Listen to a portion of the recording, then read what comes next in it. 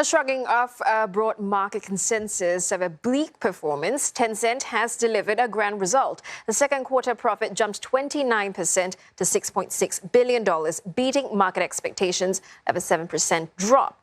Our sales rose 20% to more than $21 billion for the 3 months ended June. An increase in takings from popular games and growth in online advertising revenue gave the boost. Although the profit growth is the slowest in 2 years, the results are encouraging as they come during China's regulatory tech onslaught. Well, Tencent itself isn't a target of any probe, but it has suffered setbacks. It's been barred from entering into exclusive music rights agreements. A potential merger with 2 rival game streaming platforms was quashed as well. Tencent's shares close about 0.3% higher today, but it's down about 25% this year on China's tech crackdown. For more, we're joined by Shaun Rein at China Market Research Group. Well, Mr. Rein, if the crackdown continues with the upcoming data privacy law, for example, could we see a further slowdown?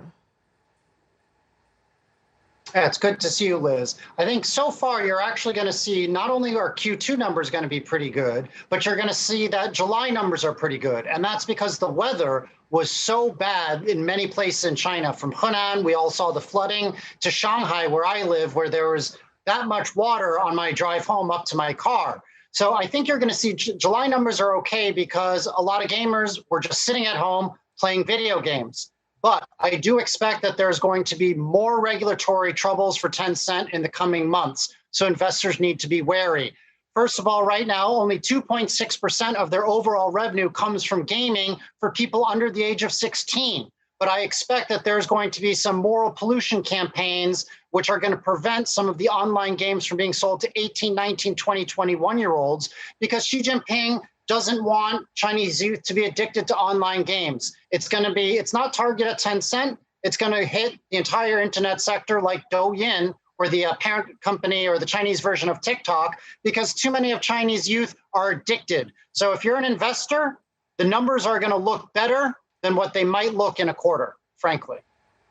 Mr. Rein, do you expect other aspects of Tencent's business to be stifled by these regulations?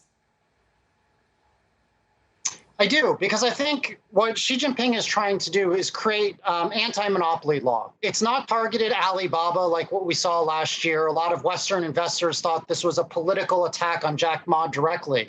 I don't view it as that.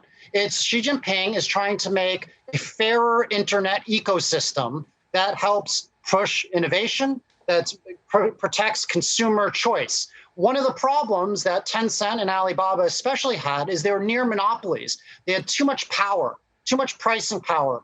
And so they were able to say to brands, if you want to sell on our platform, you can't sell on competitor platforms. That's not good for the brands. That's not good for consumer choice. I expect that you're going to see more hits on various Tencent subsidiaries or investments, such as in music, such as in books, such as in anything where they have monopolistic type deals with other vendors. Right. Thank you. Shaun Rein there from China Market Research Group.